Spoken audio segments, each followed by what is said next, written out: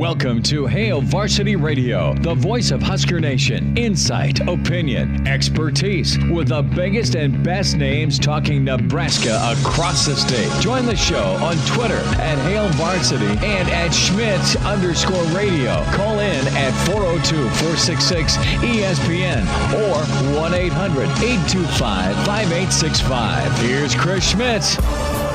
Welcome to it. It's Hail Varsity Radio presented by the Nebraska Lottery. Elijah Herbal alongside Damon Barr as we're filling in for Chris Schmidt today. Chris off on the golf course defending his title, but we're happy to be here. Damon, it's been a while since I've seen you. Haven't seen you since, I think you went off to Chicago, correct? Yeah, that's right. Spent the week in Chicago with my girlfriend's family. Had a fun time there. I got my hair cut, dropped about 5 pounds after leaving the place, so I'm feeling good. Was that your first time meeting the girlfriend's family? No, I've been there a few times over the past couple of years. So it's nice to see them. It wasn't a stressful trip then at all. It was kind of stressful, but not that stressful. Well, we got some good stuff coming up today. Damon, I know we're both excited for this show. We got Mike Babcock here in about 20 minutes. Husker historian for Hail Varsity. Excited to talk with Mike. Going to get into that YouTube Tuesday game that we discussed yesterday with Jim Rose, that 0-2 Texas A&M comeback. Coming up a little later this hour, we also have Mike Schuhart, Wilderness Ridge Golf Pro. Excited to talk a little golf with Shuey. Next hour, Brad Edwards. And Dr. Brandon, I believe, is in the Jock Doc segment as well next hour. You right? Yeah, Damon shaking his head. I got that one right this time. Chris left us a little present, and that is the Jock Doc. He said that he would handle that one. He wanted to talk with Dr. Brandon this week. So we will be hearing from Chris during the show, but coming up next hour again, Brad Edwards and the Jock Doc. And then at 5:25, we're going to have some open phone lines.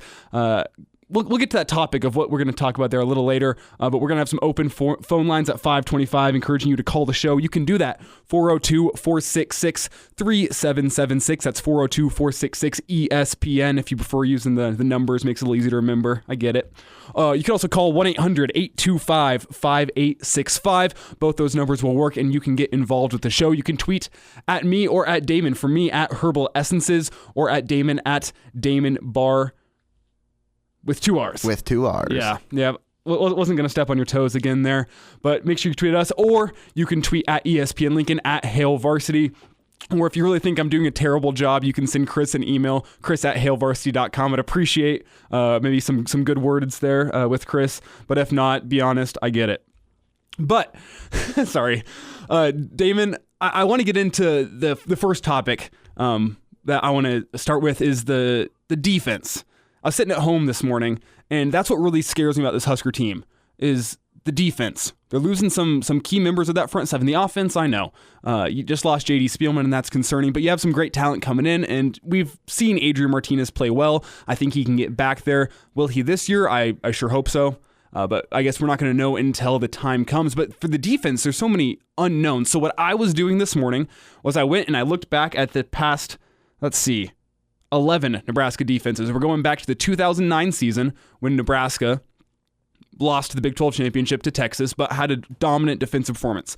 And what I was thinking was, are there any stats that indicate that this is a good defense? Is there one stat you can look at to go, oh, like, this team played great. Look, they're number one in the league in interceptions, whatever. I mean, I was thinking back to the Broncos back in Super Bowl 50. They had that dominant pass rush, which kind of gave Cam Newton fits all through the Super Bowl and won the Broncos that Super Bowl. Or you go back to the Giants of yesteryear a little bit, whenever they went up against the Patriots in their undefeated season. They had Michael Strahan on that front three. I remember they'd bring 3 guys up front and still get pressure on Tom Brady in that game.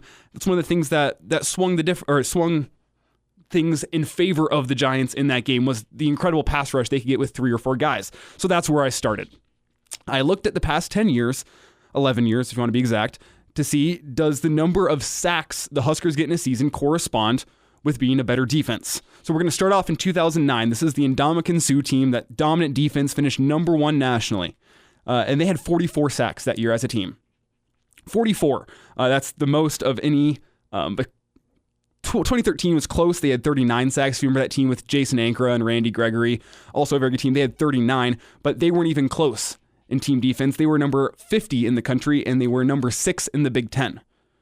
So, is sacks an accurate way to describe it? We don't know yet. That's just one. The sample size is small. But last year, the Huskers had 27 sacks, good for 67th in the country. The team defense, that is, 67th in the country. The year before that, 25 sacks, which the Huskers were number 88 in the country defensively that season. If you go back to 2017, they actually had more sacks than Scott Frost's first year. That was the year Nebraska finished 116th in the nation in total defense. They had 26 sacks that year. So, after looking through all this, I thought, well, maybe this isn't the best way to figure out if you have a good defense. Maybe it's not the number of sacks. I think having a good pass rush helps, but it's not the be-all, end-all. I mean, the Huskers led the Big Ten in sacks in 2013, and they still had the 6th best defense in the Big Ten during that time. So it's like a little sprinkles on it. It's like the cherry on top. It's a cherry on top of a good defense, yeah. I think after reading through this, the teams that had more sacks obviously had good pass rush, but they had really good players in the secondary. That 2013 team had Ciante Evans and Josh Mitchell back there. And it was those guys who were able to cover, which would gave the defense time to get to the quarterback. So the pass rush wasn't 100% indicative. So the next thing I moved on to was rushing defense, because what have the Huskers been terrible at since they've joined the Big Ten? Rushing defense. Stopping the run. I mean, since the Huskers have joined the Big Ten Conference, they have not been in the top 5 of total defense once.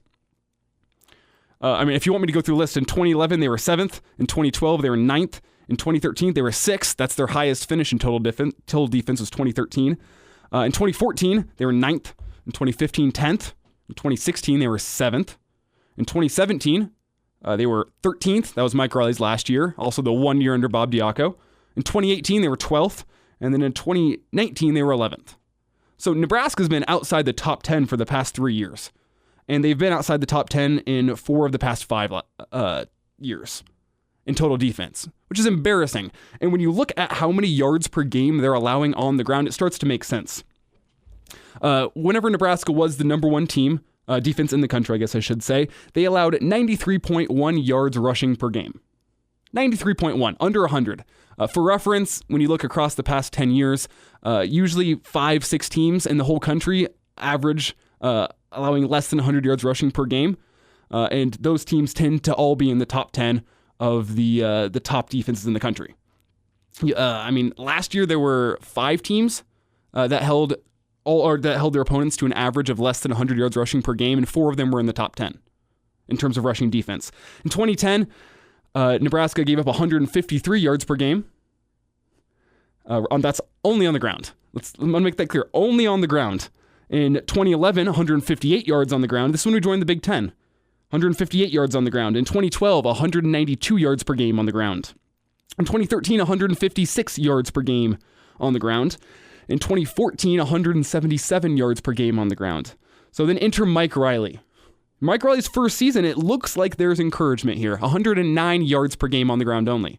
But teams averaged 40 passing attempts per game against that defense, and they threw the ball for an average of 290 yards per game. So the Huskers were still giving up just about 400 yards a game. So they decided to shore up the pass defense, and then there's 148 yards per game rushing in 2016. And then in 2017, Mike Riley's last year, 216 yards per game on the ground.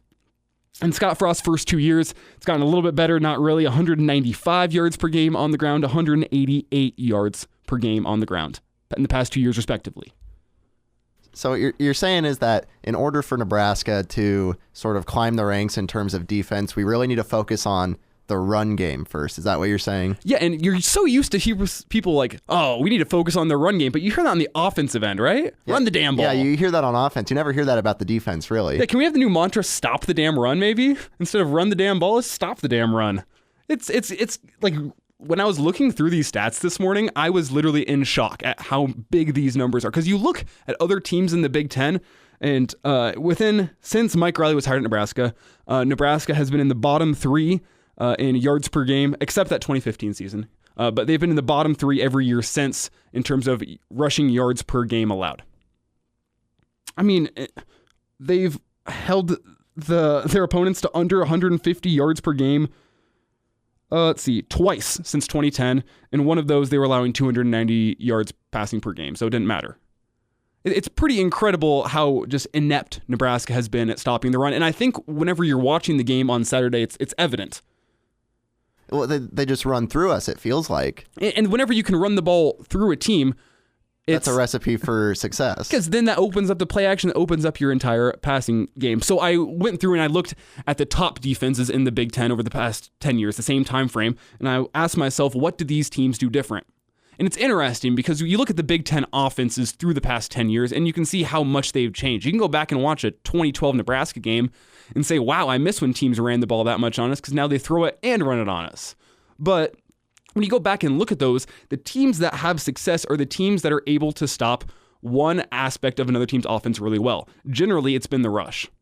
Generally, the teams that are the best defenses in the Big Ten can hold their opponents to around 100 yards rushing per game. That's your formula for success in the Big Ten. I mean, when Scott Frost got hired, the formula was kind of 85 Bears-esque. Get the ball back.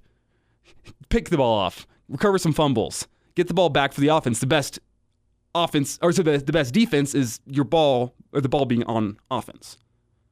So I looked at that. In the Big Ten, does that matter? I mean, if you go back and look at the stats, no. The teams that have 2 turnovers or taking the ball away 2 times a game can be at the bottom of the Big Ten. And the teams that only take the ball away, 1 time a game, 1.5 times on average per game, they can still be at the top of the Big Ten. It really comes down to who can make the other team one-dimensional. So I think the key for Nebraska this next season, if you're looking for defensive development, it's a team that, they don't have to be stifling run defense, but they need to be allowing less than 150 yards rushing per game on average. 188 yards per game and 195 yards per game rushing in Scott Frost's first 2 years is unacceptable. It's just unacceptable. Yeah, I feel like it really boils down to a successful defense is one that it changes the other team's offense. You shouldn't, if you want to be good on defense, you can't be scared and not know what the offense is going to do. You have to force them to do what you want them to do, basically. Mm-hmm. Yeah, we talked about it with Charlie McBride, I think about 2 weeks ago, where he said that's what Nebraska prided themselves on, was they stopped the run and they made their team throw the ball. And it works pretty well. There's a couple of notable examples where that didn't work out so well. I think back to Miami. Which year was that? 1980? I don't want to mess it up because I don't want Husker fans to yell at me. But you know what I'm talking about. It doesn't always work out. But it's a good first step whenever Nebraska has just been demolished in both passing and rushing over the past couple years. That's the first step, is can Nebraska stop one phase of another team's offense really well? I don't think Nebraska to be dominant has to stop the pass and the rush from the teams they're playing, but they need to be able to stop one. They need to be able to stop one well, because then the offense can score enough points to get the win. That's all I got. Sorry for the rant there. I was in shock looking at those stats this morning and had to get that off my chest. But I want to move on to the next topic of the day, and that's baseball. That's baseball, because reports came out today. This is from Jon Heyman. Jon Heyman is an insider at MLB Network. He also works at WFAN in New York City. He's been, I believe he used to work at Chicago or for the Chicago Cubs, all over baseball. He tweeted today that the MLB and Players Union are closing in on an agreement to play the 2020 season. This is from players. We're so used to hearing stuff coming away from the owner's side. This is from the players' side. They're closing in on an agreement to play baseball in 2020. The deal from the players, the deal is expected to be for prorated pay, meaning that they'll get their payback later, and include expanded playoffs. So a smaller regular season, more teams maybe getting into the playoffs, a longer playoffs, and that's their solution, I guess, to the lesser games. Oh, who's going to make it in the playoffs?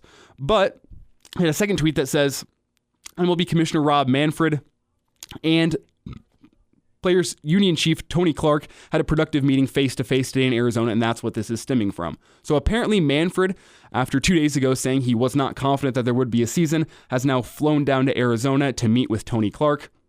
They had a productive meeting today. It sounds like we're getting closer to baseball. Damon, does that make you happy or no?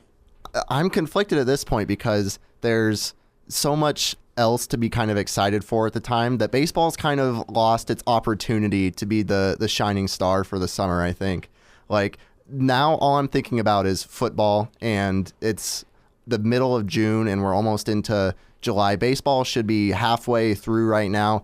I really, honestly, I won't watch either way. If there's baseball, I'm probably not going to watch it. If there's not, oh well. That's kind of how I feel too. I'm a baseball fan. I mean, I've been umpiring baseball for past 6 years probably. I've been umpiring baseball. I love going to the fields. I love watching baseball. I love going down to Haymarket Park watching the Huskers. I try to make it out to a Rockies game every once in a while when I can afford it. But what's the point of having a season with only 48 games where that true champion might not even make it into the playoffs? If they start out cold, I mean, you're going to have another month here of players getting ready for the season. Some guys are going to come in out of shape. The teams aren't going to be as good as they should be. Or you're going to have surprise teams that shouldn't make the playoffs that are going to make the playoffs this season. They're going to throw everything off. It's not a real season in my book. You're going to have pitchers pitching, like maybe 10 games in the entire season? Yeah, I mean, when you look at it, 48 games, half of those are going to have to be against the teams in your division. You're not going to play most of the teams in the majors. What's the point? Wrap it up. I know the players need to get paid. The owners don't want to pay them. That's where it comes from. They want the smallest season possible. Well, what's the point of having 48 games? I keep on coming back to this. There's absolutely no point in my book to have an MLB season with only 48 games because I'm not going to watch. There's other sports I can watch. The UFC's done a great job of having live sports through quarantine. Soccer's already back in Europe. Esports has been going all through quarantine. There's other things that have replaced baseball that have kept me entertained. If this summer's taught me anything, it's that I don't need baseball to enjoy my summer. Sorry, Major League, but I don't need you anymore. That's what this summer's taught me. You made the mistake there. We'll talk a little bit more about this next hour. Coming up next, though, Mike Babcock, Husker historian. A little later, Mike Schuhart. You're not going to want to miss any of it. Keep it tuned in. Hail Varsity Radio, presented by the Nebraska Lottery. And we're back Fellas, think we could listen to the radio on Hail Varsity Radio, presented by the Nebraska Lottery. Yes! That's awesome! Back in, it's Hail Varsity Radio, presented by the Nebraska Lottery. Elijah Herbal, alongside Damon Bars. We are filling in for Chris Schmidt for the day. Schmitty off defending his title at which golf tournament was this? I don't know. Some media golf tournament. Him and Jay Moore off defending the title. I texted him about an hour ago asking how he was doing, and he said about par. And I said, are you going to defend the title? And he says, not looking good.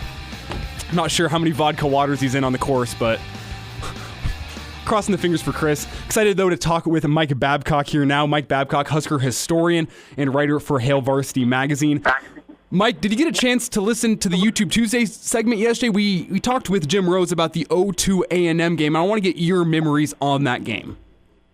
Oh, you know what? I have a poor memory, and I didn't hear what the discussion was.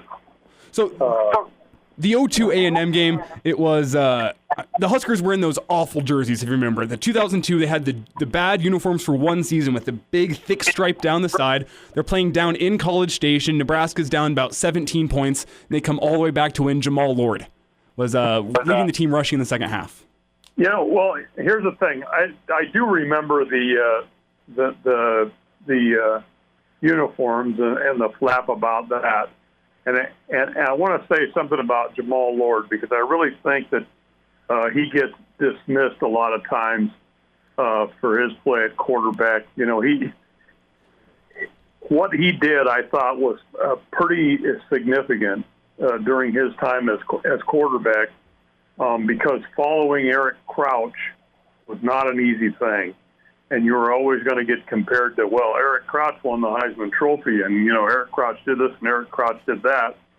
And Jamal Lord was, I think, a really solid quarterback. Whenever we talk about the, really good quarterbacks that Nebraska's had, I certainly don't, you've got Tommy Fraser and you got Eric Crouch and you got Steve Taylor and Turner Gill. I mean, there's and Jerry Taggy, there's that group. But then the next group of guys that you discuss, I think Jamal Lord has to be one of those guys. And you're talking about a game where he showed that, but he was consistently like that. You know, he was an outstanding running quarterback, which was exactly what that offense required. And I think he would have been an All-American safety if he'd have played defense. You know, he played a little bit of that in the after Nebraska, but I just think that he's often overlooked for what he was able to accomplish. I just think he was a really good quarterback. It's ironic because when he was recruited, Carl Crawford was also recruited, out of Texas, and Carl signed Major League Baseball contract and had a Major League Baseball career. Had Carl Crawford come here, I'm not so sure about what Jamal might have ended up at safety. And like I said, I think he would have been an All-American safety if he'd have played that 4 years at Nebraska. But, as a quarterback, I thought he did an outstanding job, and I just think he gets overlooked. And you're talking about one game. He had several games where, he was a big reason why Nebraska had what success that it did. Mike, I think people really remember two things from that Husker season. One, I think that stands out was an early season loss at Penn State. At Beaver Stadium, Nebraska gets blown out 40-7. But the other aspect people remember from that game is just the awful uniforms the Huskers were wearing. They had the big stripe down the side. Yeah. What was Adidas thinking in making those uniforms, and where do those rank on the worst Husker uniform combos ever? Well, I think that there might have been a player vote or something. I mean, the players may have had some input into that. I'm old school. I'm a traditionalist, so I didn't care to see a whole dramatic change in the uniforms anyway. But that was part of it. I think that it was kind of players agreed with it, that they wanted some kind of a change, and that's what they came up with. Yeah, that Penn State loss, which I remember a little bit better, just because of how dramatic it was. I think Nebraska was ranked going into that game, or at least there were fairly high expectations for that. Yeah. That was the shocking thing, was Nebraska was number 8 in the country, traveling on the road to an unranked Penn State team, and Penn State beats them 40-7. Yeah, just went off the cliff. I'm trying to think. There was a former Husker that had gone to the game or something, and had gone out there for the game, and it was so bad. I can't remember whether he left and went back to his motel and watched the rest of it on a TV set, or what the deal was with that. That was a disaster of a game. And then the Penn State fans were not very gracious in a lopsided victory, and I don't think there was some concern after the game as we were leaving. We kind of got sidetracked and ended up going through the main part of State College, or University Park, or whatever it is, and it was a little bit concerning there that we didn't have a Pennsylvania car. So we had driven out there, and it was not conducive to comfort there the whole way from beginning to end. And that game was just a shocker because, like you said, I didn't remember where the ranking was, but I knew Nebraska had high aspirations and believed that there were going to be good things that had happened because of what had happened in 2001, the carryover. It just went off the tracks there. Yeah, it's weird that back then people weren't used to Nebraska losing by 30 on the road to a Big Ten team. But that's almost become normal now, right? Yeah. Well, that's the thing that people weren't used to that,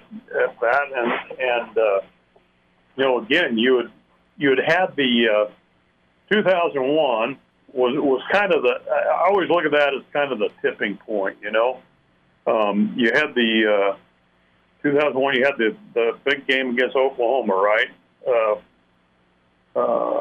Where it was two teams ranked near the top. I can't remember exactly where. And Nebraska won that game, but then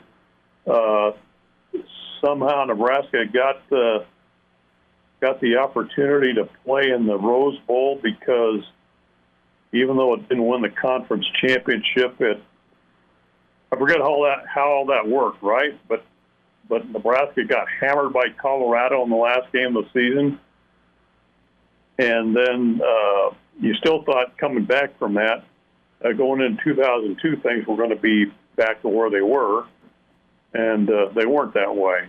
But that was a tough stretch there, and that kind of signaled the beginning of the end as Nebraska being consistently nationally relevant. Mike, I think one of the steps for Nebraska to get back to national relevancy, we hit on this in the first segment, is to get that defense back where it can shut down one phase of an offense's game. But I saw something today from an age when Nebraska could do that consistently, and that's Barron Miles. And his son Barron Miles Jr. committed to Nebraska as a walk-on. And you said that Barron Miles was one of your favorite players through those mid-'90s teams. Do you have any good memories of him? Yes, I do. And as somebody pointed out on Twitter, he blocked kicks, and the one I remember most was in Osborne's 200th coaching victory. I believe it was at Stillwater. He blocked a punt, returned it, and it was a close game to that point. And it ended up being 2 touchdowns, I think, in Nebraska's favor. But his blocked punt, and he took it in for a touchdown. He 2 yards right by the end zone when he blocked it. That's the one I remember most. But yeah, he was really an outstanding player, and he was listed at 5'8", but he played much taller than that. He was just a very competitive guy out there, and I think a lot of times he gets overlooked too. But I would rank him among the best cornerbacks that have played in Nebraska. Well, when you look at those defenses as a whole, what they could do was that they could stop one phase. That's what they prided themselves on. They were great at stopping the run. And then you look at the 2009 Husker defense, which is probably the last great Husker defense. They did finish the season number 1 in total defense, only allowing 93 rushing yards per game. We talked about that first segment. But whenever you're comparing those, it's kind of like comparing apples to oranges, that 2009 defense to the 90s defenses. But where do you think those teams rank among the best defenses of all time? Well, the 2009 defense kind of helped to have Ndamukong Suh and maybe a little bit. Jared Crick. That's a pretty good combination there. But that was really an outstanding defense, and maybe it didn't quite have all the other pieces to go with it that you would talk about when you talk about some of those defenses that It's interesting. Nebraska didn't have a real strong, statistically, defense in '83 with the scoring explosion team. But the year after that, when the scoring explosion guys were gone, the defense ranked number 1 in the country, total defense. Or there was a season when Nebraska went 6-4, 1967, going clear back, where Nebraska was 6-4 and led the nation in total defense. Had an outstanding defense, anchored by Wayne Malin, who finished 9th in voting for the Heisman Trophy. I mean, you don't think of, when you think of great defensive linemen now, and it's been a long time ago, so it's history. But Wayne Malin was an outstanding player, 9th in voting for the Heisman Trophy in 1967. That's pretty remarkable on a team that finished 6-4, but led the nation in defense. So, you have to kind of put it in context. Obviously, you've got pretty good defenses. You win national championships. You don't do that without defense. Tom Osborne said that's how you win, is with defense. Defense first. That's the important thing. And Charlie McBride had some really outstanding defense. It's tough to say which one was the best. But, you got to be able, and you guys were talking about this earlier in the show. In the Big Ten, Nebraska, you've got to be able to stop the run. You've got to be able to stop the run. That's the first and foremost thing. And I think that's always been Nebraska's philosophy when it's been successful, is you got to stop the run first, and then be concerned about the pass. And I think Nebraska has found that out. Hopefully, being in the Big Ten, and maybe hadn't done a very good job of that. You got to be able to stop the running game. Husker historian Mike Babcock is here with us on Hail Varsity Radio. Mike, I appreciate the time. Have a lovely Wednesday, all right? Hey, be safe. Thanks a lot. Yeah, you as well. And now, back to Hail Varsity Radio. Rolling through a Wednesday here on Hail Varsity Radio, presented by the Nebraska Lottery. It's Elijah Herbal alongside Damon Barr, filling in for Chris, as Chris is out on the golf course today defending his title from last year alongside Jay Moore. excited to head out to the golf course again now as we welcome in Mike Schuhart, Wilderness Ridge Golf Pro. Shuey, how you doing today? I'm doing awesome. You guys? Well, doing pretty well. I wanted to ask you, just to start things off, about the tournament this past weekend. PGA's back started up. Daniel Berger winning in the playoff. You get a chance to watch this weekend? I watched just a little bit of it, not much, but what I saw was pretty exciting. I mean, those guys, some of them looked a little bit rusty still. We're going to see how rusty Chris is after his time in the golf course today. Do you think Chris shoots over par today or below par? That's a no-brainer. Definitely over par. Okay. So he's defending a title? I didn't know that dude ever had any golf titles ever. Well, I think he gets carried by his teammates. Jay Moore is a very good golfer from all accounts. Yeah, he is very good. So it definitely can't be Chris carrying the team. No. Maybe he can contribute a few times, hopefully, today. Yeah, I didn't ask if it was a scramble or what, but I mean, you can't think that this team, I mean, Chris is a funny guy. Maybe that's why he's on the team. Yeah, that's why. Maybe he carries the liquid courage well. Shuey, PGA's heading down to South Carolina this weekend. Maybe it's time for me to get back into the sports betting, looking at this one. Who do you like this weekend? I don't know much about this golf course. Super tight. It's one of the shorter golf courses on the tour, but it's super tight. I mean, you have to have total command of your game. You have to be able to hit every single shot, from highs to lows to draws to cuts, really small greens. So it's guys that traditionally win there, that play well there, are super consistent ball strikers. Matt Kuchar plays well there. So look for a guy that's not the longest, but super accurate, because they always have a tendency to play pretty well there. Your long bombers, they usually don't play there very well. Golf course is just too tight, man. It's way too demanding. So, Mike, if you had my $50, you take $50 out of my pocket, and I say, hey, put this down on 3 golfers who you think could stand a chance this weekend. Who do you think? Kuchar's always a good bet there. He's kind of from a little down in that area. He played golf at Georgia Tech. So he's always a good bet. I want to say Jordan Spieth, but he's not quite there. He's showing signs. You know, he's still a little bit wild off the tee. And who would my third be? I'll take Jordan Spieth, though. Okay. Rose. I'll take Justin Rose.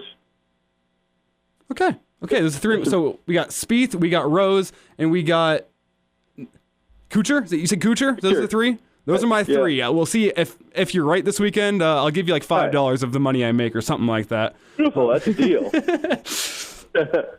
Mike, before we ask what's going on at Wilderness Ridge this weekend, we have a theme of the day. So far, we have been talking about Husker defenses, which the best have been. But I want to change topics just a little bit, because next hour we want to have callers. We want to tell them who could replace baseball if baseball falls out of those top 4 big sports. You could make a good argument for PGA. PGA's got a lot of fans here in America. Do you think that PGA could overtake the MLB as one of the big 4 sports in America? I think so, definitely. I mean, just what I've seen this year, you know, the activity that's going on, more people playing golf, getting on the golf course, because basically it's about the only thing going. Being the first sports event coming back, people are hungry to watch sports, any kind of sports, and golf was the first one to come back. And they did a really nice job with the match that they played a month ago. That was received really well. Now you have the first kind of major sport being played being golf. They had a studded field. I mean, you had 16 of the top 20 players in the world playing in the event. A lot of publicity there. So I could definitely see that taking that spot, especially if they don't play. Will you be watching baseball if they do come back, though? No. That's been what I mean. Damon said the same thing. I said the same thing. I don't think there's any point in watching a 48-game season. Not much. I'm not a huge baseball fan. I like watching sports in general, period. But I don't, you know. I wouldn't say I wouldn't watch it. I'll watch some games here or there, but probably not as intently as maybe I would have in the past.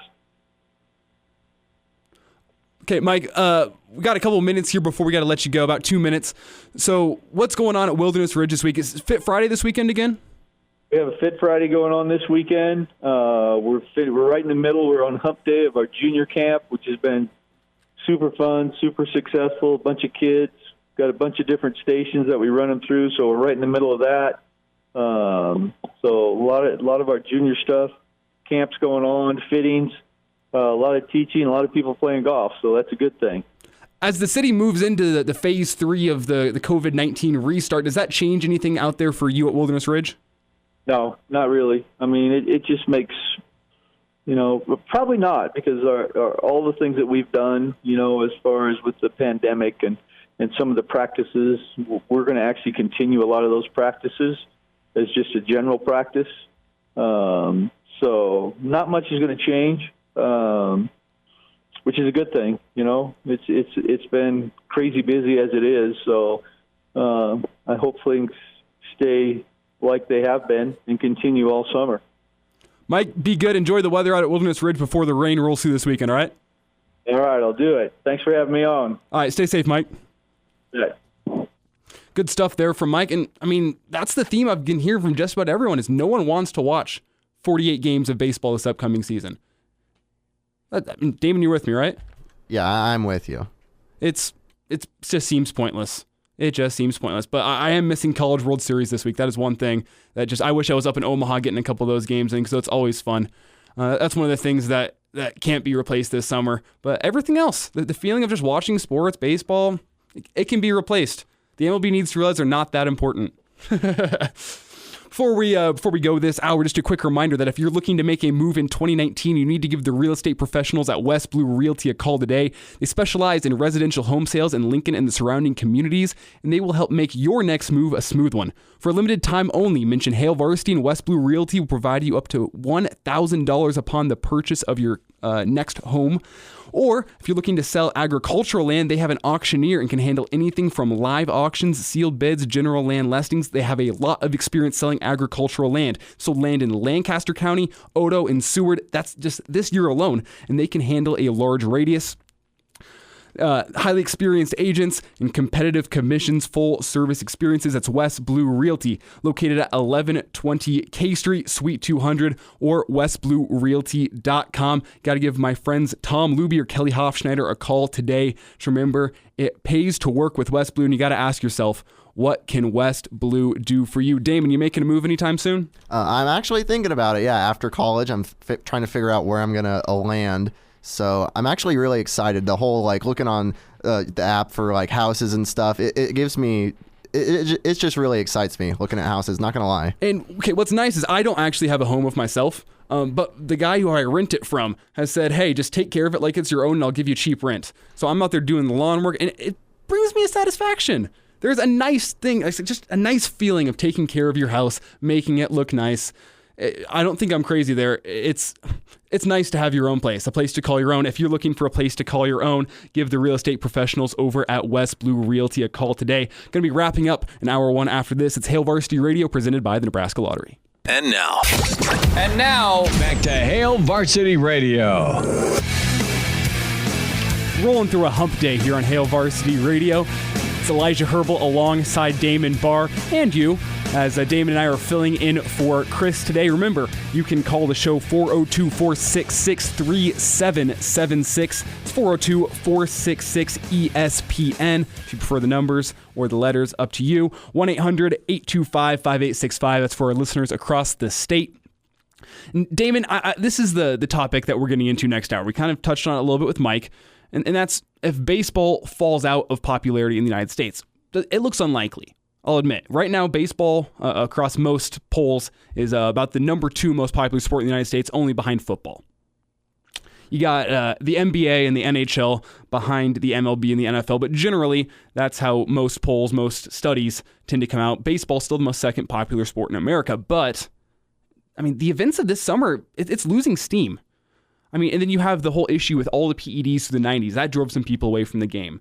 I mean, think back to the strike back in 1994, and you had to have that 1998 home run chase bring people back to the sport.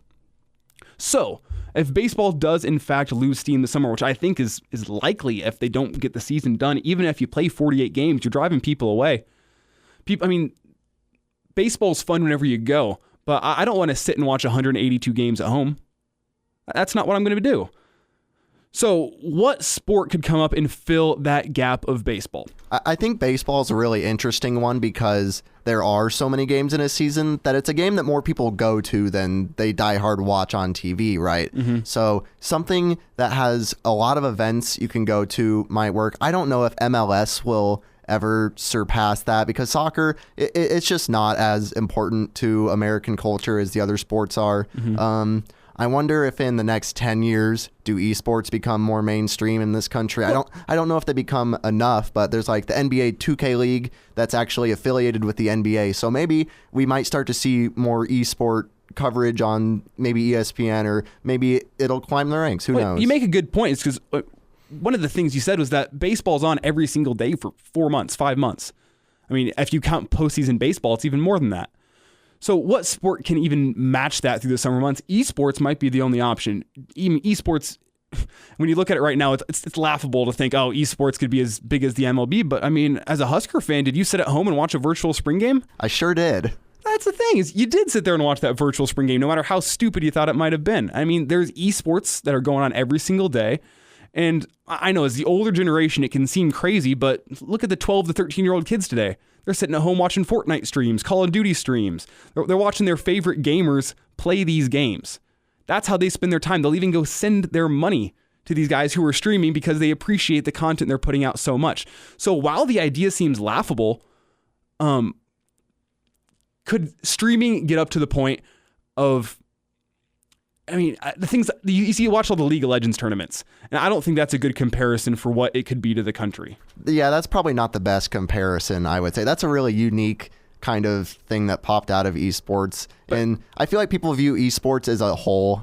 Nobody really knows all the different games they would want to watch or something like that. So it'd be really hard to get a mainstream sort of audience, I think. Mm-hmm. Another good option you have here, UFC. UFC's been rising. I love UFC, but UFC has been rising in popularity through recent years. And you see how many events they put on. They put on an event just about a weekend. That's not every single day, but they do have a lot of UFC fights, a lot of weight classes, a lot of different people you can watch. Is that an option? We want to hear from you. Phone line's going to be open at 5:25 after we talk to Brad Edwards. So at 5:25, we want to hear from you. Is baseball going to fall off?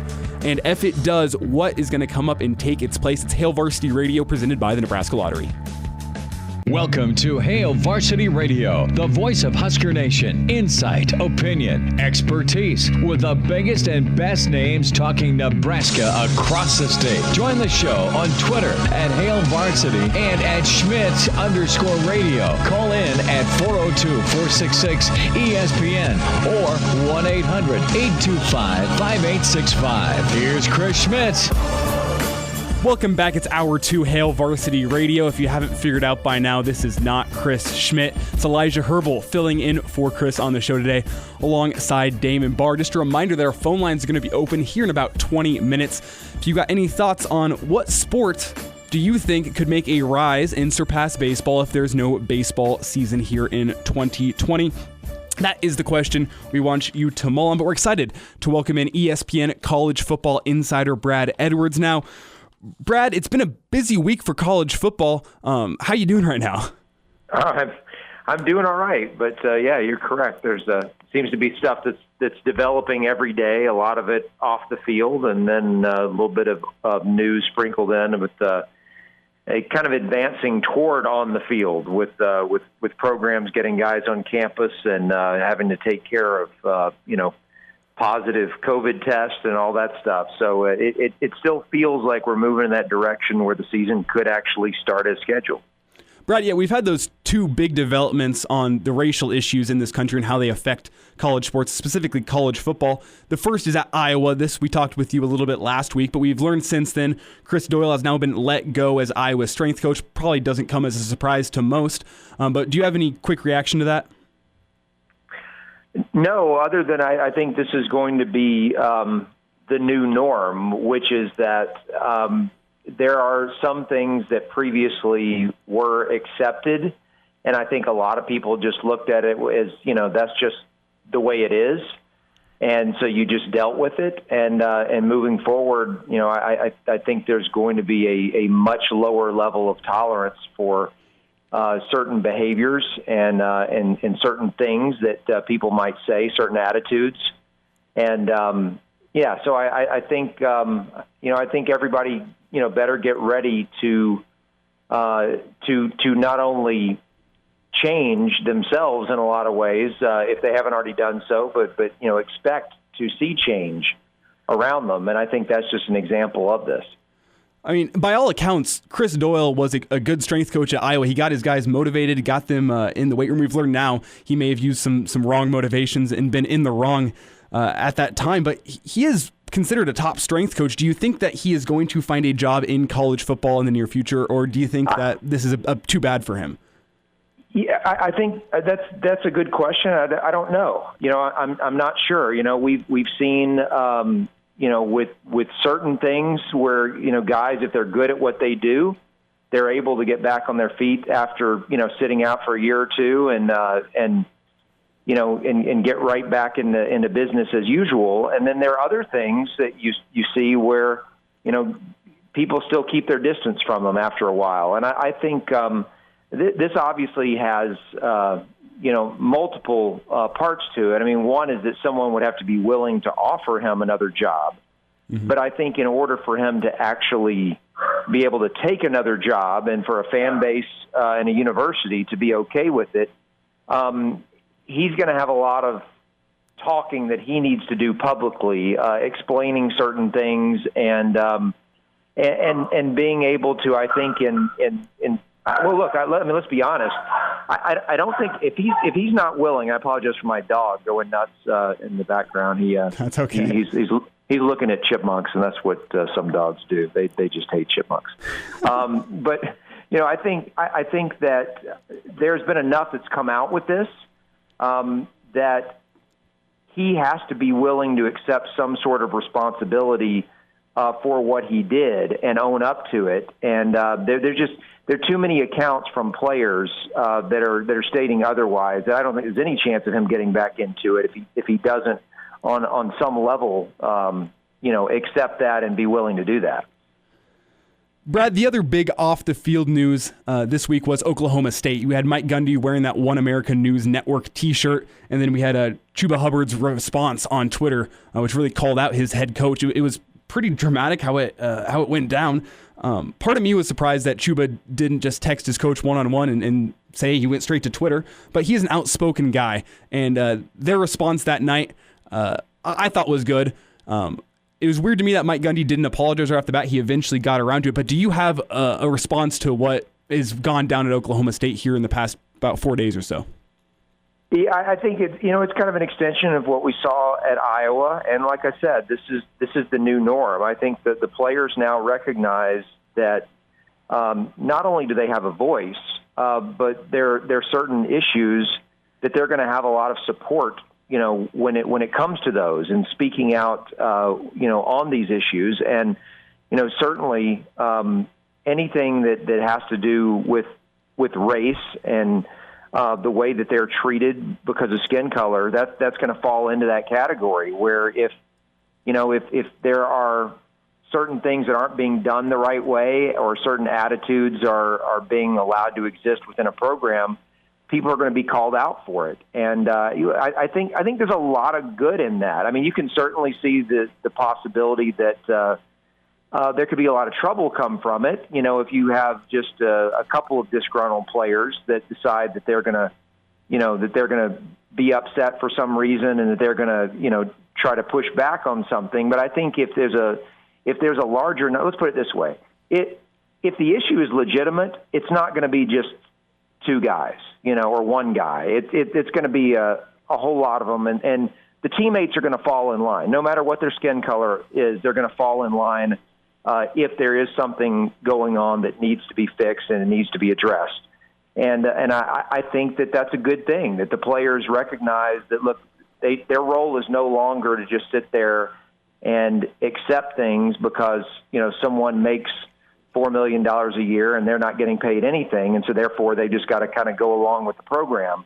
That they have some power, And it's not just related to this. There's going to be a lot of stuff that's going to come up in the near future, regarding the name, image, and likeness, which is a completely different topic. I don't even want to equate the two, but there are just so many things that have developed here recently where players realize that they have more leverage than they ever have before, and they have the ability to create change in areas where they see the need for change. That doesn't necessarily mean they're going to be successful every time that they ask for change, but at the very least, it's a good thing that they realize that they can ask for it, as opposed to just needing to remain silent. We're talking with Brad Edwards here on ESPN Lincoln Hail Varsity Radio. Brad is the ESPN College Football Insider, and he's an analyst for the College Game Day on ESPN Radio. Brad, I want to move to the news that just broke about 15 minutes ago, and that is that the Division I Council has approved the college football preseason model. It's kind of a mini camp model. It takes inspiration from the NFL when you look at it. Part of it is that from July 24th through August 6th, players can participate in 20 hours of athletically related activities per week. That's in the weight room, in walkthroughs, and then in meetings, team meetings. What do you think of this return to play model that the NCAA has now passed and approved? Yeah, I think the big question is going to be whether those 2 weeks you're talking about, where now this is what didn't previously exist leading up to the start of what typically would have begun, or been the beginning of August practice, is the opportunity to have, like you said, these meetings, to be able to have walkthroughs. Now, they're obviously not out there in pads, but there is an opportunity to kind of study some film, to be able to, to, as it says, walk through some things on the practice field. Not for very long, though. And I'm not sure it's enough, to tell you the truth. I mean, I get how they don't want to, have a full-fledged month and a half mini camp or whatever it is that you might call it if it came to that. But at the same time, you got a lot of schools that completely miss spring practice.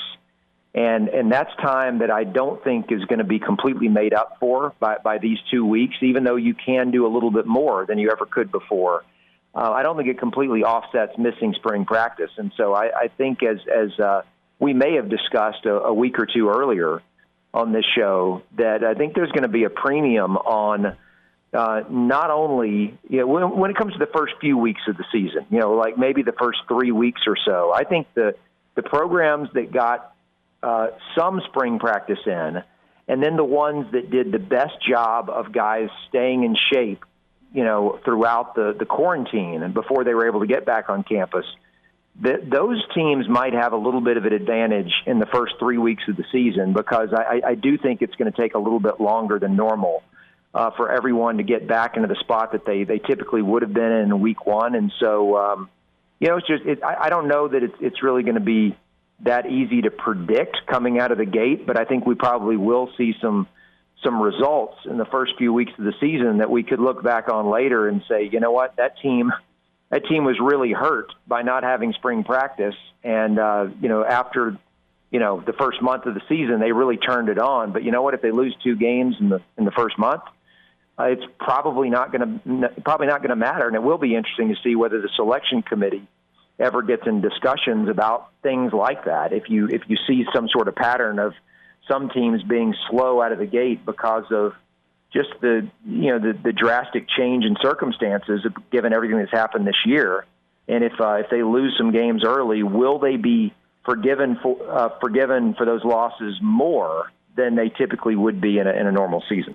Brad, back first hour, we discussed Nebraska's defenses over the past decade and how it's struggled to adjust to the Big Ten. But with this weird offseason, do you think that defenses could have an advantage over offenses for the first couple weeks of the season? I mean, offenses are so built on rhythm and connection, and having that connection between receivers and quarterbacks and between offensive linemen. Does that put them at a disadvantage for, the non-conference schedule? Maybe for the non-conference. It's often said that when teams start back practicing, that the defense is ahead of the offense. And I think what you said is the reason, which is that defense, while it's not completely physical, obviously there's a lot of thought that has to go into it, and making reads more so. I mean, defenses are more complex than they were previously, but because there's so much of that involved with the offenses, that it is maybe easier for the defenses right out of the gate than it is the offenses. And yeah, so while I don't know that it would necessarily translate into the conference portion of the schedule, because, you've got a few weeks under your belt by the time you get there. But, for the teams that maybe the rare ones that open with a conference game or have a conference game in the first couple of weeks of the season, it could be a very big deal, or even for those non-conference games. We saw this a lot, actually, in the BCS era, back when, you'd have your conference championship games played the first weekend of December, and then there'd be about a month off, and then you'd have a national championship game.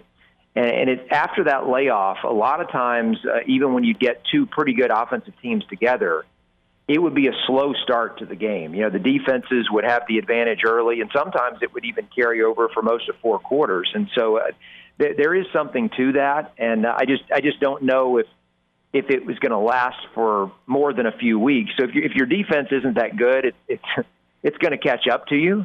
But I think if you're not a great defensive team, if you have to play a great offense, better to get them week 1 or 2 than to get them week 9 or 10. That's what's going to make this season fun, is I think we don't really know what to expect whenever teams are going to find their rhythm. F teams are going to enter the season without a rhythm, or if maybe this mini camp will help the teams out and they'll be more in rhythm than a normal season. I guess we don't know, but Vegas is still trying to predict it. They released their updated Big Ten odds today. No surprise, Ohio State is at the top of the Big Ten odds. They're returning a lot of talent, especially on offense. And they're by far and away the favorites to win the Big Ten. Right behind them, both at 7-1 odds, Penn State and Wisconsin. Behind Penn State and Wisconsin at 16-1 odds, we have Michigan and Minnesota. Behind them, Nebraska at 30-1, and then Iowa 50-1. Nebraska seems high there, in my opinion. Maybe just because Vegas knows that the Husker fans will still bet on the Huskers. But what do you think of those odds from Vegas? Yeah, I think you kind of hit on something there, which is that when it comes to Vegas, part of the game for them, it's not just simply, okay, what do we think is most likely to happen? It's where is the money most likely to come in, and which teams are you always going to get money on? And look, if there's a team that is typically going to have a lot of people who are going to want to bet on them, if you can decrease the odds on those teams, make them, or I guess increase, depending on how you want to look at it, make them more friendly if you want to draw in money from those fans. If you have a lot of confidence that they're not going to win and you want to get more of their money, you go that direction. Or if you want to protect yourself, against all the tickets you're going to have out there in the event that the team does surprise everyone and have a great season, you go with the odds in the other direction. And so you could be getting either of those with Nebraska. Both of those would be in play for a team like them. It is, I'd say this: if I was going to roll the dice on a long shot, I'd be much more willing to do it in the Big Ten West than I would be in the East, because Ohio State has such a talent advantage on everyone else. Even though Penn State and Michigan still have really good talent, they're not at Ohio State's level. I don't think the talent gap between Wisconsin and everyone else in that division is as big as it is on the other side. And so if I'm going to take a chance on a long shot or an underdog, it's going to be the one that's going up against the favorite that doesn't have as big of a talent advantage. And while I do expect a lot of good things from Wisconsin again this year, their roster's just not loaded with 4- and 5-star players the way that Ohio State's is. So I think they would be the easier team to go against if you want to so-called find value in an underdog. You heard it here from Brad Edwards. Put your money on Ohio State. I don't want to put words in your mouth. Brad, appreciate the time. You got it. Take care. Chime in 402-466-ESPN or email the show, Chris@HailVarsity.com. Just try me. Back to Hail Varsity Radio. Back in on a Wednesday. Good stuff. You just heard from Brad Edwards. Ohio State, odds-on favorite to win the Big Ten. He thinks it's smart. I think it's smart. I think if you got to do something with your money, Ohio State, I mean, it's like betting Clemson to go win the conference every single year. Like, you're making a good bet. even if they don't win it, they're going to be close. Maybe that's just me. I don't know. Reminder that all of those segments can be found on the ESPN Lincoln Twitter page directly after the show. It's also available for streaming, HailVarsity.com. iTunes, Google Play, it's up there. You can find it. I think we've had a pretty good show so far today. Mike Babcock checked in the first hour, talked a little bit about the 02 season, those terrible jerseys you probably remember, a little bit about Jamal Lord. So it was fun to talk with Mike Babcock. Also talked with Mike Schuhart back in first hour, a little bit about some golf, what's going on out at Wilderness Ridge. And again, just heard from Brad Edwards. Good stuff there. Still got a Jock Doc coming up as we talk with Dr. Brandon. Schmitty left us a little present before we hosted this show today and said, I got the 540 segment. I got my Jock Doc segment recorded. He knows Dr. Brandon a little better than we do. So Dr. Brandon and Chris coming back up here in about, let me do some quick math, 13 minutes. Not a math major, but that was quick. That was very quick. But this is the segment that we are inviting you to call in, give us your thoughts. I know Damon and I both have some thoughts on this. We were talking a little bit before the show, but you can give us a call, 402-466-3776 or 1-800-825-5865. The question is baseball going to fall off if they don't play this season? That's a big question. I mean, baseball's worth a lot of money. It's as simple as that. Everyone knows baseball, I mean, it's the king of summer. Baseball is America's pastime. It's the sport of summer. But if they don't play the season this year, I mean, they're going to be losing fans. I think they're going to be losing interest from the younger generation. I mean, the younger kids who love playing baseball play it for the love of the game. It's disheartening to see your favorite players saying, I don't want to play baseball. I know all the kids want to watch me, but I want my money. Or it's disheartening to hear the owners say, well, we don't want to have the kids have baseball this year because we don't want to play our players because we're going to lose money. Having this fight over a game that is supposed to be about passion and fun. I mean that's what it is. It's a childhood game. It's simple to learn. Kids love it, and they want to be able to watch the best in the world play it. I think you're going to lose fans if you don't have a baseball season this year, or even if it's a shortened season. Give us your thoughts on that, or you can also give us your thoughts on what sport could come up and replace it. I mean, you got PGA was when we talked with Mike Schuhart. Damon brought up esports. I think UFC could come up. I mean, even soccer. MLS is not the king right now. It's pretty far behind, but I mean, German soccer has started up. English soccer has started up, and they're showing that there's a way forward, and that, I mean, that's a kid's game too, soccer is, and they found a way to give it to the kids over in Europe and the kids here in America. Soccer's growing in popularity here. It looks like we have a caller, though. Yeah, we got Jim on the line. Jim, good to talk to you. What are your thoughts on this? Does the MLB lose fans if they don't play this year?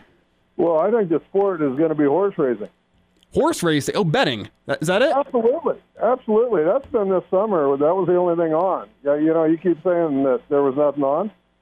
Yeah, horses were on earlier than anybody else, earlier than golf.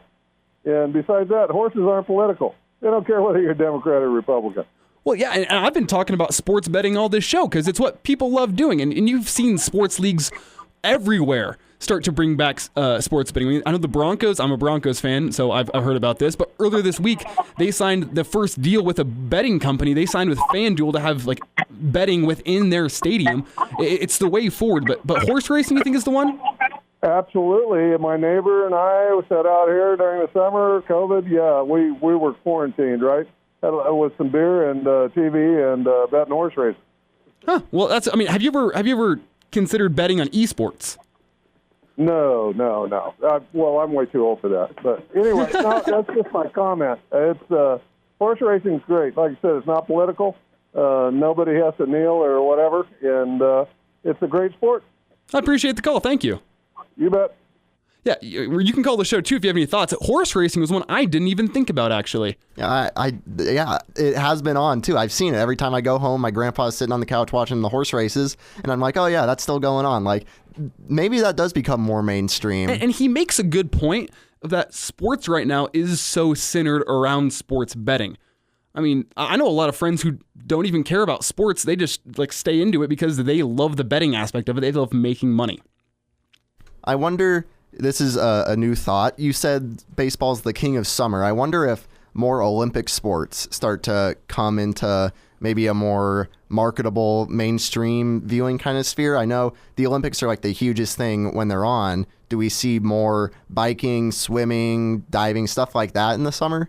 Well, I was looking online at what some of the top sports are that aren't baseball, and one that was a lot higher on the list than I expected was tennis. There's a lot of good American people playing tennis right now. You got the Williams twins. You got, is it Gauff? I'm not sure how to pronounce her last name. I admittedly am not the biggest tennis fan, but I was surprised how many American tennis fans there actually are. I forgot about tennis, honestly. I think tennis definitely has a good shot if the MLB does fall from grace, as we've been saying. They definitely can overtake that. The problem, I think, in attempting to overthrow baseball is just the brands that are in baseball. I mean, the Yankees alone are worth 3 times more than all of esports. There's your fun fact. Esports are worth about $1.5 billion. The Yankees are worth over $4 billion alone, just the Yankees. So you have the aspect of money. Is baseball too big to fail? I don't think so. I mean, you see what happened after the 94 strike.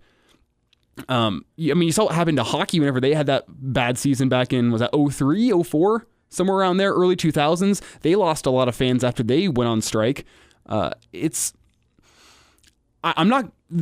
are going to be driven away from baseball. I just don't know if they're going to be driven away in large enough numbers that people are going to have to find a new sport. And I think another thing to think about when you're thinking about popularity of sports is that belonging to a fan base of a certain team is the biggest thing about sports. That's why you follow sports, is to follow your team. And I don't know if a sport that isn't a team sport could ever raise to the top of those rankings. The closest I see, we hit on esports earlier, but that's the closest I see when you look at the Twitch streamers like Ninja, it's Tim something up in Omaha. His name's slipping my mind. Tim the Tatman, he lives in Omaha? I didn't know that. I'm pretty sure Tim lives in Omaha, or at least he was born in Omaha. He has some connection to Omaha. But I believe, yeah, that sounds right. I'm pretty sure Tim was from Omaha when he started streaming. He may have moved somewhere else now.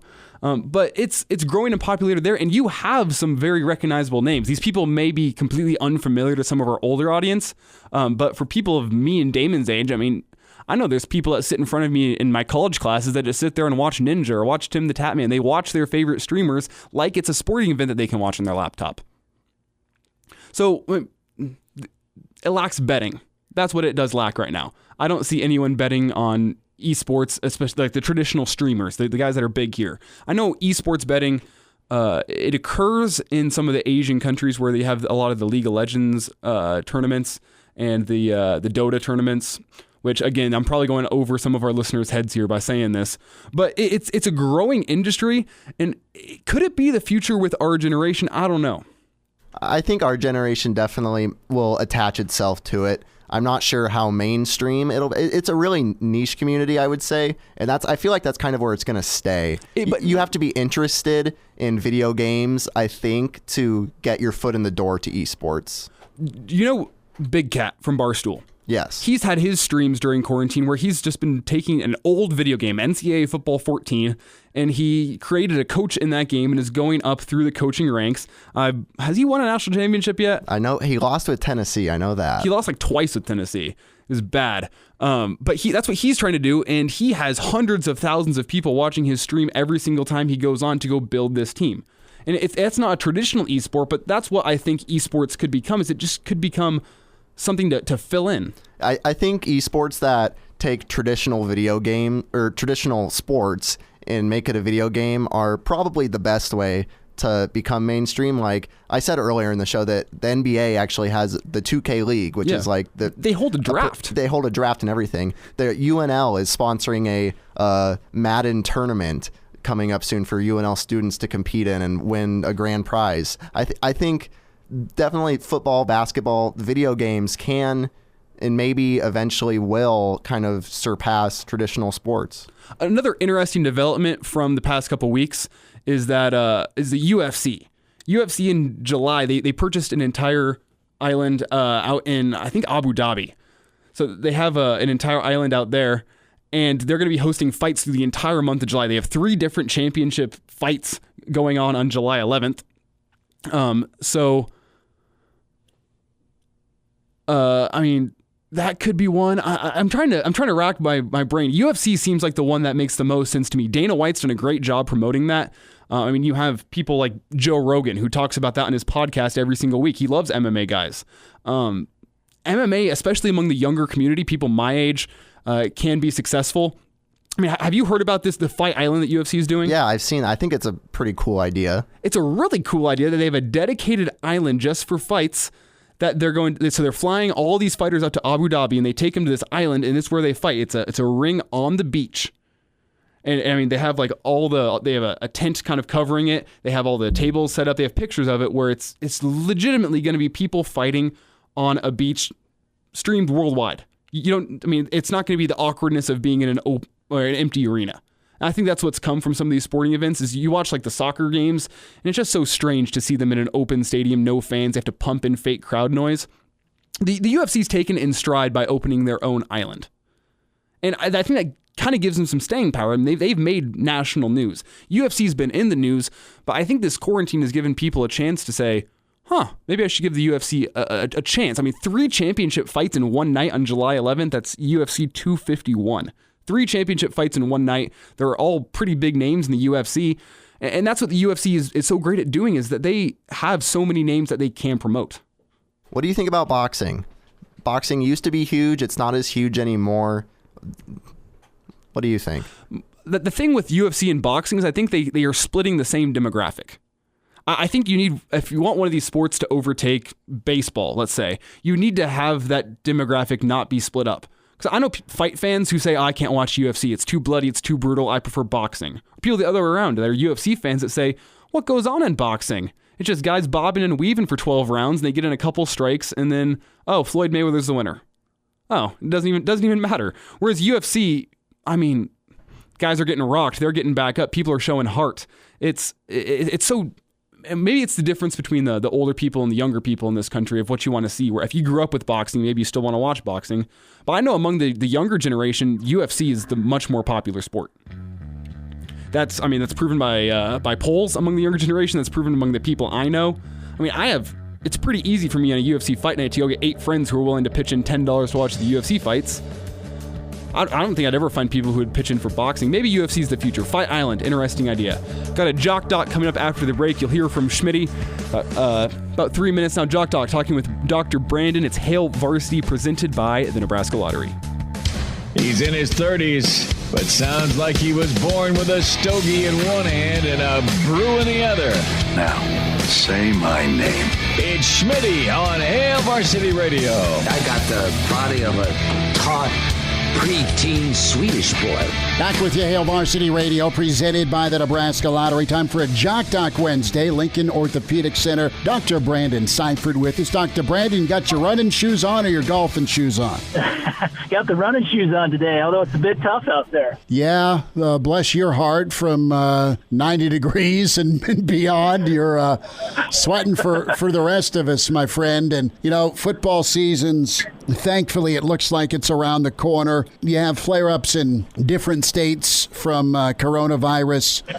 You have differing takes per state on frequency of testing with some of the student athletes, and it's happened in Group of 5 schools. It's happened at Power 5 leagues, and even go down the list to some of the smaller colleges where athletics are a priority and there's a proud tradition and history. What are some of the strategies moving forward that are being discussed, Dr. Brandon, with this uncharted land of football season 2020, be it from the NFL to the NBA to now, potentially some college football this fall? Yeah, that's exactly right, Chris. Definitely uncharted waters. We've been so focused at our office just on managing the medical side of things, how we're going to manage our office, how you manage stuff at the hospital. And now, obviously, we've got those things in place, even though it seems like every week or two they keep changing.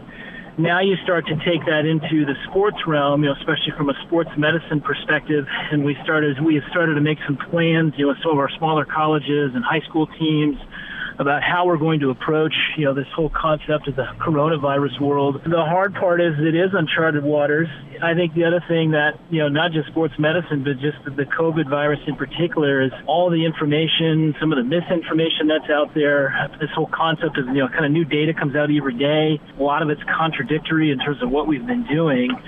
And so that's been kind of our biggest challenge is, trying to learn in the short time we've dealt with this, what's going to be the right strategy, what's not. And so as we've tried to synthesize all this data, now we're trying to apply that, to a sports medicine realm and, kids getting back to college. Obviously, there's the whole concept of kids going back to college, being in the dorms, being in the classroom.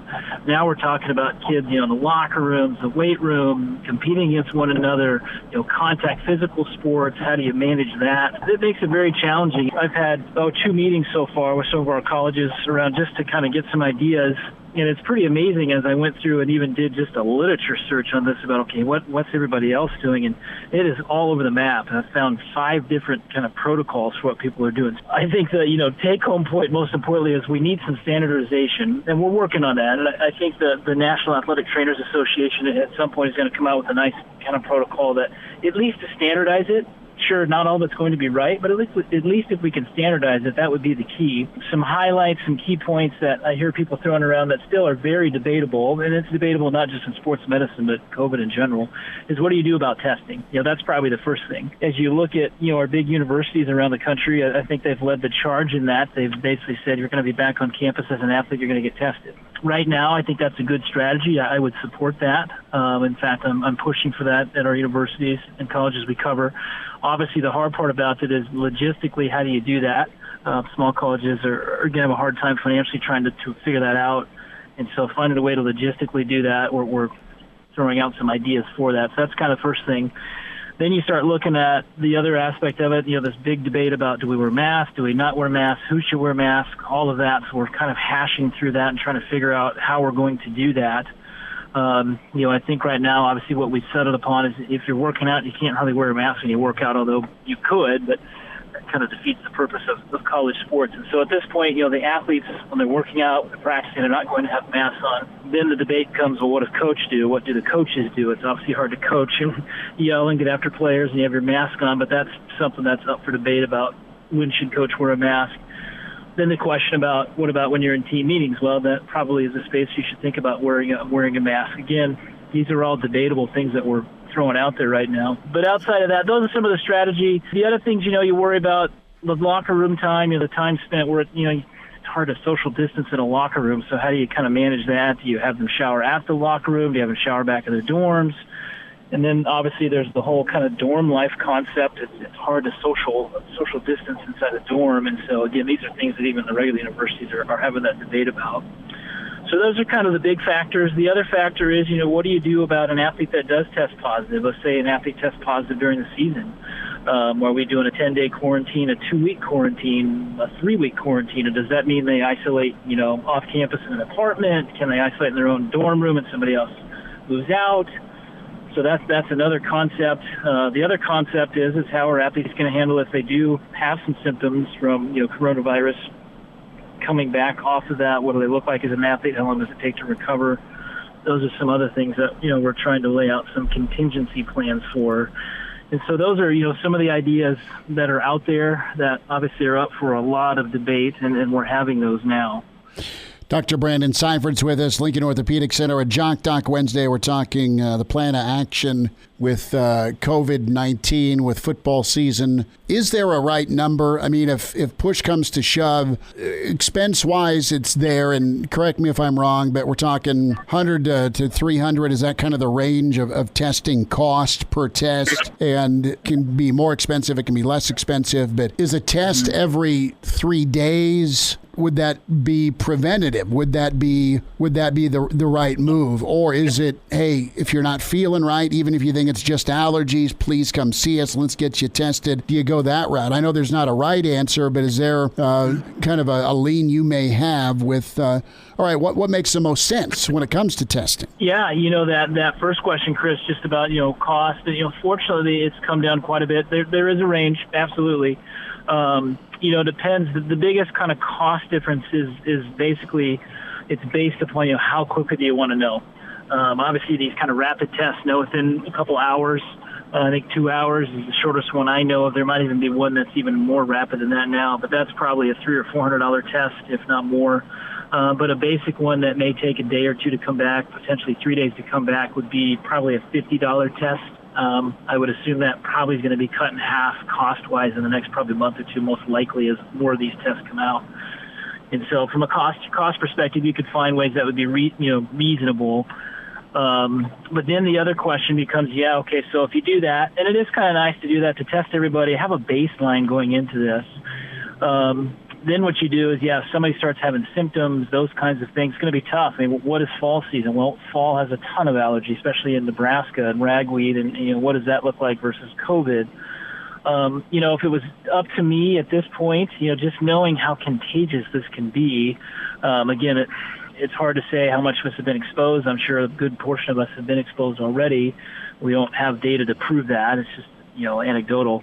But basically, I think if somebody's starting to have symptoms, I think the right thing, at least right now, would be to test them and get them isolated, to do your best to try to prevent that spread. Because we know that it's going to impact people differently. I mean, obviously, our vulnerable population, there's a chance they could come into contact with our athletes. That's been kind of the big scare now. The other scare, too, is you look around the country and there are random cases of really young, healthy, normal people who have either died from COVID or are really struggling with COVID. There's things here in this state that you'd be surprised to know the ages of some of these folks who have struggled. So it is real. You don't want to ignore it. And so that would be my opinion, is trying your best to try to isolate as best you can. So I would test them if they have symptoms. Dr. Brandon, thanks for a few minutes today. You bet, Chris. You guys take care.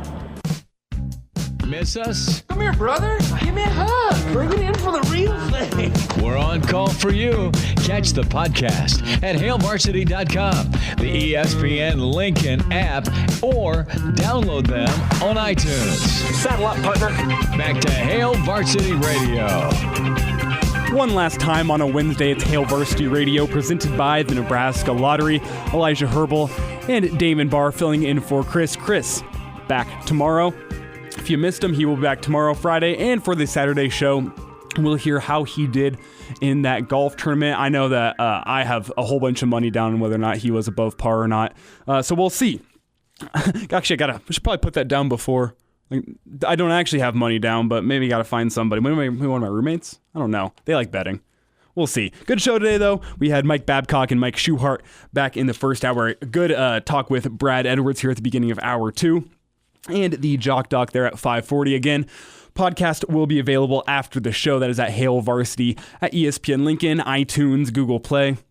And then you can also just look up the ESPN Lincoln Twitter page. We'll have a couple of those interviews posted for you after the show. Damon, I feel like we're getting better at this whole thing of filling in for Chris. Today's show feel like it went pretty fast. Yeah, I feel like it's much less anxiety induced, and it's much more just we're going with the flow like a regular old show. And it's nice. You had the week off last week, so you're getting to sit in on a Wednesday. You're getting some extra hours this week. You want the Saturday morning show this week? Yeah, buddy? Sure. I'll be bright and early. Bright and early. Right now, I've just learned to drink the coffee, and it's not too bad to wake up at 7 a.m. on a Saturday. It was a little bit of you getting used to, but I mean, I'm waking up talking Husker sports for everyone, so that's what I'm going to do anyway when I wake up in the morning. I'm going to look up, That's usually how I spend Saturday mornings. Yeah, so. I find some Husker news on Twitter, maybe watch some old games. There's not much to do on Saturday, so it's fun to talk Husker football Saturday mornings. Again, that Saturday morning show for our local listeners, 7 to 9 on Saturday.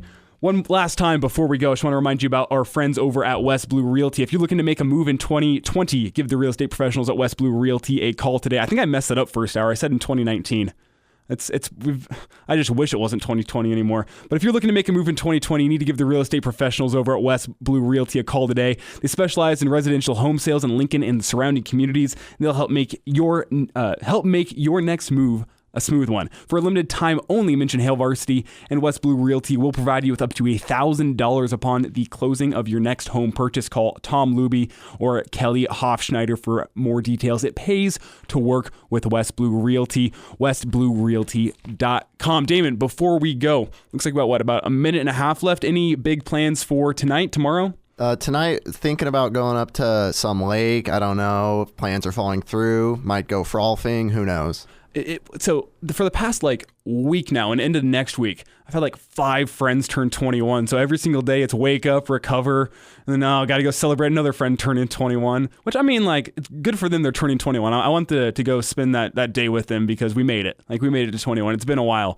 Long time coming, but at the same time, it's turning into a toll on my body. I'm not even that old yet. I'm 21. I'm going on one of those the bike tours. Oh, I hit one of those Monday, actually, with my friend who just turned 21. So Yeah. that was what I was say. I got to go hit the bars again tonight, 21. I just don't have to hit the bars if I don't want to. Depends how busy they are.